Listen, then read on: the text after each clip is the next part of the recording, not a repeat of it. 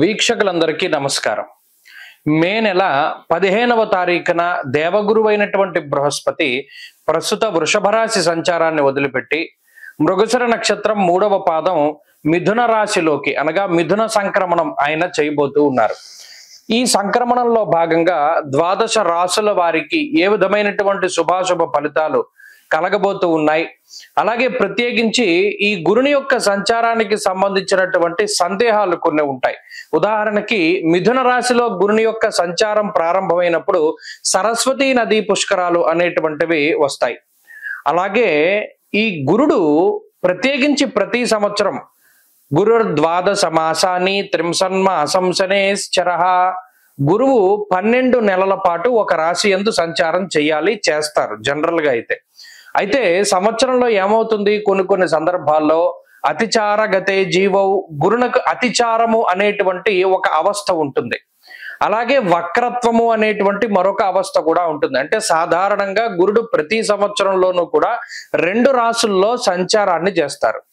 ఇదే గురువు ఒక సంవత్సర కాలంలో 3 రాశుల్లోకి ప్రవేశం చేస్తే అది అరిష్ట యోగంగా చెప్పబడింది జ్యోతిష్ శాస్త్ర రీత్యా.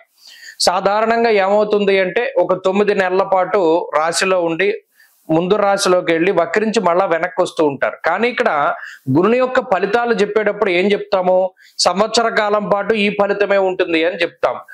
శ్రోతలు ఏం చేయాలి అంటే, ఇప్పుడు మిథున రాశిలో గురుని యొక్క సంచారం వల్ల ద్వాదశ రాశులకి ఫలితాలు మనం చెప్తూ ఉన్నాం.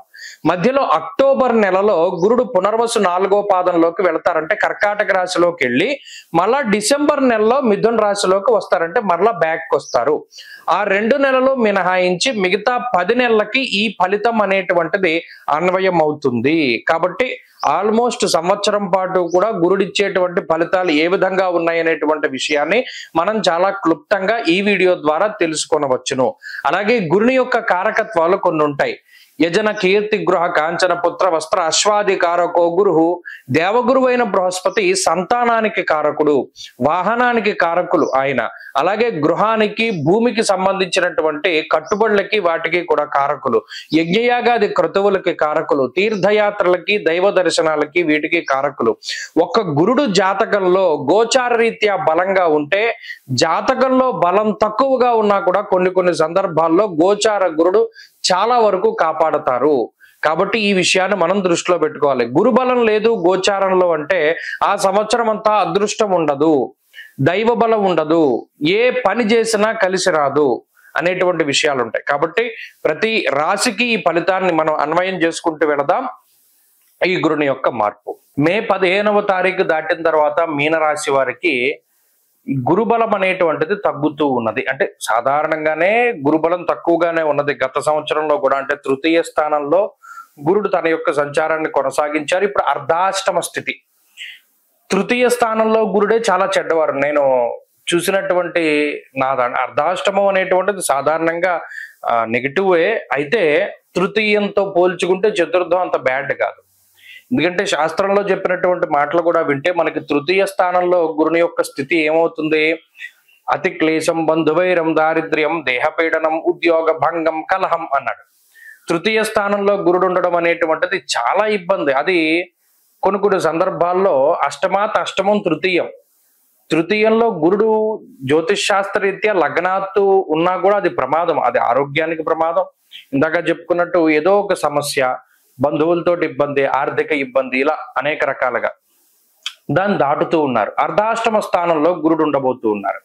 ఒరిజినల్ గా అర్ధాష్టమ స్థితి కూడా గురుడికి అంత మంచిది కాకపోయినప్పటికీ ఇటు మిగతా గ్రహాలు కూడా ప్రతికూలంగా ఉన్నాయి. ఈ విషయాన్ని మనం దృష్టిలో పెట్టుకోవాలి. జన్మ శనేశ్వరుడు, జన్మరాహువు, అలాగే గురు బలం లేకపోవడం, దీనివల్ల ఏంటి అంటే గోచారంలో మీనరాశి వారికి ఇది గురుడు మారడం అనేటువంటిది నెగిటివే, మిగతావి కూడా నెగిటివ్ గా ఉన్నాయి. కాబట్టి కొంత జాగ్రత్తగా ఉండవలసినటువంటి పీరియడ్.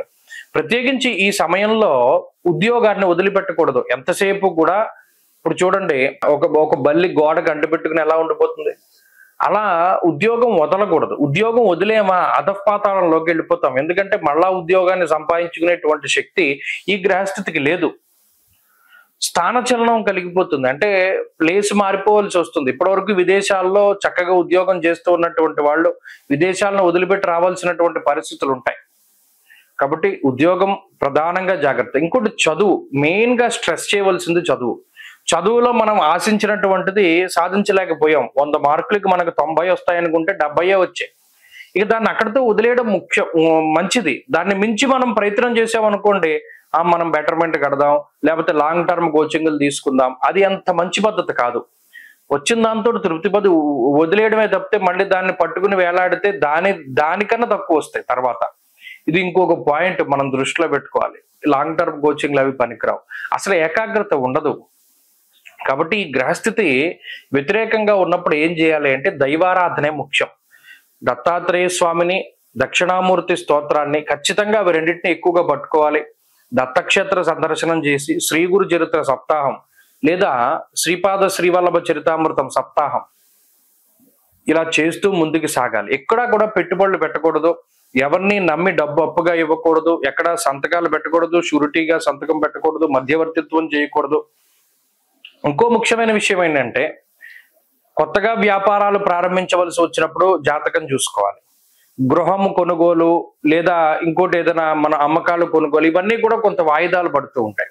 శుభ కార్యక్రమాలు వాయిదా పడతాయి, ఎంగేజ్మెంట్లు క్యాన్సిల్ అయిపోవడం, పెళ్లిళ్ళు వాయిదా పడుతూ ఉండడం, లేదా అకారణంగా ఏదైనా నీలాపనిందలు రావడం, ఇవన్నీ కూడా ఈ గ్రహస్థితి తాలూకు లక్షణాలు. కొంత వ్యతిరేకంగా ఉంది టైము, దాన్ని దృష్టిలో పెట్టుకోవాలి. ఈ నెగిటివ్ టైంను దాటాలి అంటే పాజిటివ్ ఎనర్జీని మనలో తీసుకోవాలి. దానికి ముఖ్యమైనటువంటి సాధనం ఏంటంటే యోగా కానీ, సత్సాంగత్యము కానీ, దైవతారాధన కానీ, ఇవన్నీ కూడా చాలా ముఖ్యం.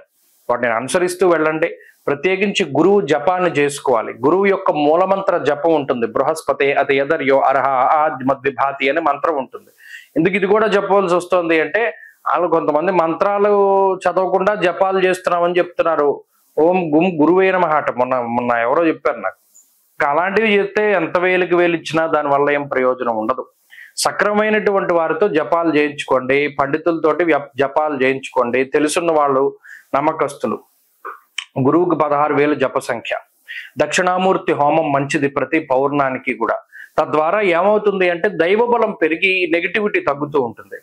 ఎల్లో కలర్ కి దూరంగా ఉండాలి మీనరాశి వాళ్ళు, నలుపు నీలానికి దూరంగా ఉండాలి, గ్రే కలర్ కి దూరంగా ఉండాలి.